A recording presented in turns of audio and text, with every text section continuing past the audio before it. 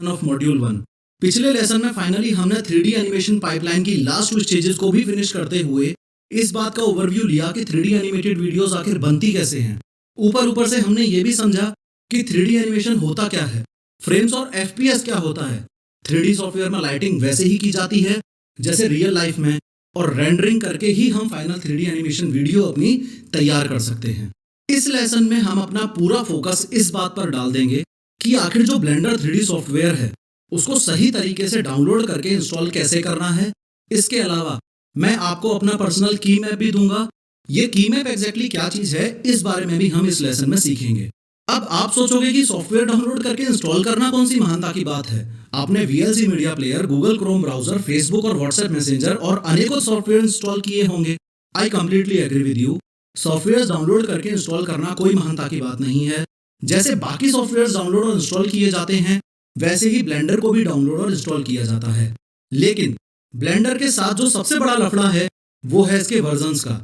क्योंकि जब मैंने सबसे पहली बार ये डिसाइड किया कि मुझे ब्लेंडर सॉफ्टवेयर को यूज करके ही 3D सीखना है, तो सबसे ज्यादा कंफ्यूजन की बात ये रहती थी कि ब्लेंडर का कौन सा वर्जन यूज करूं और कौन सा नहीं। और ऐसा इसलिए क्योंकि किसी भी एक मोमेंट पर डाउनलोड करके यूज करने के लिए ब्लेंडर के काफी सारे वर्जन्स अवेलेबल होते हैं। लेकिन आपको इस चीज की चिंता करने की जरूरत नहीं है, क्योंकि इतने सालों के एक्सपीरियंस के बाद अब मुझे परमानेंट सॉल्यूशन मिल चुका है। और वो परमानेंट सॉल्यूशन ये है कि हमें ब्लेंडर का LTS वर्जन यूज करना है, यानी कि long term support version download करना है। अब इस शब्द को देखते ही फील आ रहा है कि ये ब्लेंडर का वही वर्जन है जो कॉमर्शियली यूज किया जाता है, जो बार बार क्रैश नहीं होता, जिसमें ना के बराबर बग्स हैं, और जो ब्लेंडर के डेवलपर्स ने कई सालों में गलतियां हटा हटा के तैयार किया है। Now let's download blender. अब आप मुझे स्टेप बाय स्टेप फॉलो करो। सबसे पहले अपनी पसंद का कोई भी इंटरनेट ब्राउजर खोलो। टॉप में जाके इस URL सेक्शन में blender.org टाइप करके एंटर दबाओ। अब ये देखो, blender.org ही ब्लेंडर सॉफ्टवेयर की ऑफिशियल वेबसाइट है। और इस ऑफिशियल वेबसाइट पर जाके आप यहां डाउनलोड ब्लेंडर पर क्लिक करो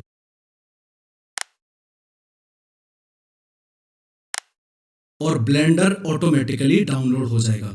वैसे तो फाइल डाउनलोड फोल्डर में ही आएंगी, लेकिन आपके पीसी में जिस जगह भी फाइल डाउनलोड हुई हो वहां जाके इस विंडोज इंस्टॉलर पर क्लिक करो।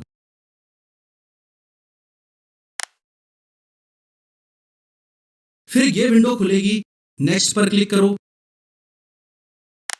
लाइसेंस एग्रीमेंट को एक्सेप्ट करने के लिए टिक करें और फिर नेक्स्ट पर क्लिक करो। फिर से नेक्स्ट पर क्लिक करो और फिर इंस्टॉल पर क्लिक करो। विंडोज पॉपअप को एक्सेप्ट करके इंस्टॉलेशन होने के बाद फिनिश पर क्लिक करो। जब आप अपने पीसी में वेरी फर्स्ट टाइम ब्लेंडर को ओपन करते हो तो सबसे पहले आपके सामने कुछ ऐसा सीन होता है।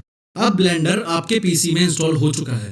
अब अपनी गाड़ी को थर्ड गियर में डालते हुए ये एग्जैक्ट वो स्टेज है जहां से हमें ब्लेंडर सीखना शुरू करना है। अब ये बचे हुए सारे ऑप्शंस को भूल जाओ और सिर्फ इस बात पर फोकस करो कि सबसे पहले आपके सामने एकदम सेंटर में ये जो स्क्रीन है इसे ही स्प्लैश स्क्रीन बोला जाता है। सिर्फ एक बार, या फिर यूं कह लो कि आपके सिस्टम में सबसे पहली बार जब ब्लेंडर ओपन होता है तो ये क्विक सेटअप मेन्यू दिखाई देती है। किसी भी ऑप्शन को छेड़े बिना आप नेक्स्ट पर क्लिक करो और अब जो स्क्रीन आपके सामने है यही वो स्क्रीन है जिसे असल मायने में स्प्लैश स्क्रीन बोला जाता है। और यही वो स्क्रीन है जो बार बार, हर बार जब भी आप ब्लेंडर ओपन किया करोगे तो आपके सामने आया करेगी। अब देखो, अगर आपको 2D एनिमेशन करना है तो आप इधर क्लिक करोगे, अगर आपको स्कल्पटिंग करनी है तो आप इधर क्लिक करोगे। लेकिन प्रोफेसर ये स्कल्पटिंग क्या होती है? आपको डेफिनेटली याद होगा कि बचपन में हम सभी क्ले मिट्टी से खेला करते थे और मस्त मस्त शेप्स बनाया करते थे। लेकिन अगर मैं आपको बोलूं कि क्ले मिट्टी से ही आपको शेप बनाना है लेकिन कंप्यूटर में, तो उस चीज को ही स्कल्पटिंग बोला जाता है। एग्जाम्पल से समझो, अब इस बंदर के सिर को मुझे थोड़ा सा अंदर की ओर दबाना है, तो क्ले मिट्टी से खेलते वक्त यही काम हम अपने अंगूठे से किया करते थे, लेकिन कंप्यूटर में यही काम इस ब्रश से करते हैं।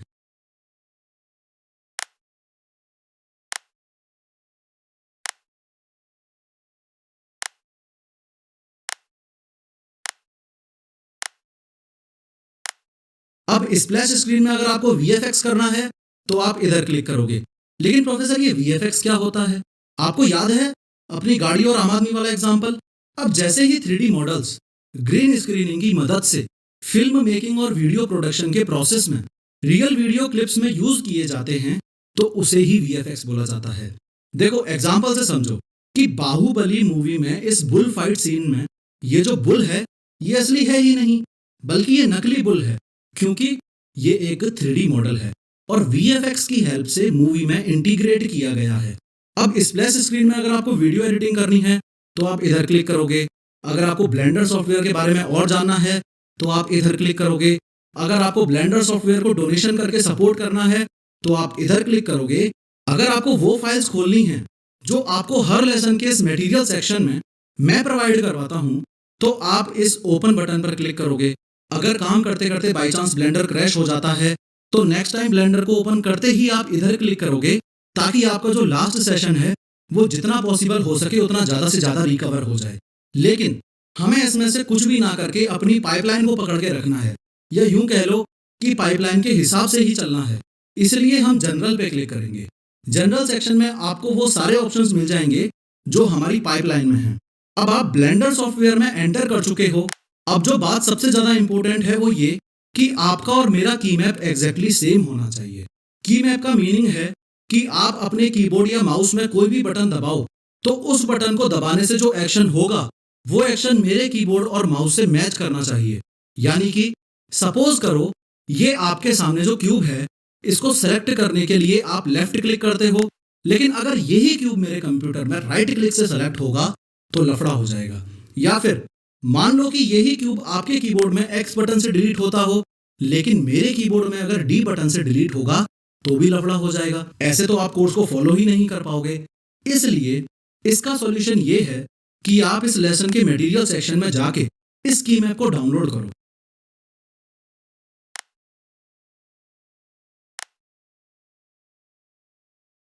उसके बाद वापस ब्लेंडर में आके आप एडिट में जाओ।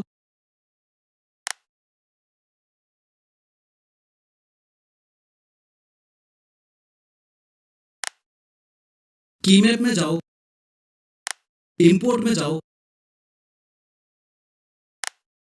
और उस की मैप को इंपोर्ट कर लो।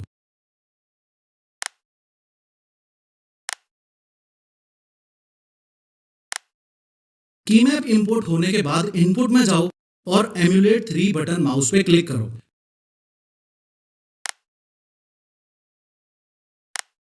अब ये भी चेक करना है कि ये की मैप आपके ब्लेंडर में सक्सेसफुली इंपोर्ट हुआ या नहीं। तो उस चीज के लिए इस ब्लेंडर प्रेफरेंसेस वाली विंडो को क्लोज करो और अब जैसा मैं बोलता हूं वैसा करो। ऑल्ट बटन दबा के रखो और अपने माउस पे लेफ्ट क्लिक भी दबा के रखो। अब माउस को हिलाओ। अगर आप इस तरीके से व्यू पोर्ट में रोटेट कर पा रहे हो तो की मैप सक्सेसफुली इंपोर्ट हो गया है। हालांकि ये काम एग्जैक्टली की मैप से नहीं हुआ, but still you are good to go.